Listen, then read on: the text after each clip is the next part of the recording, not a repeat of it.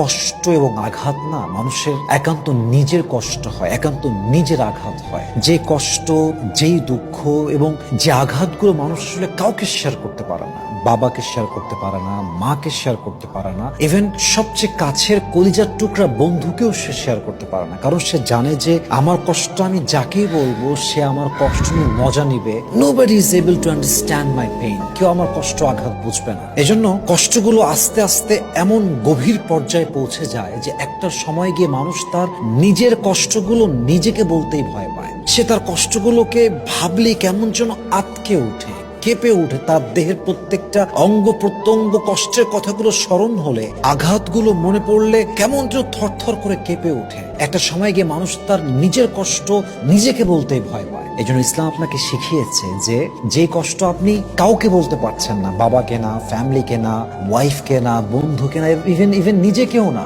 আপনি সেই কষ্টগুলো সেজদায় লুটিয়ে, নিজের মাথাকে নত করে সেজদায় লুটিয়ে দিয়ে আল্লাহকে বলেন। আল্লাহ আপনার কষ্টের প্রাইভেসিও রাখবেন এবং অচিরেই আপনার সমস্ত দুঃখ কষ্ট আল্লাহ দূর করে দিবেন ইনশাআল্লাহ।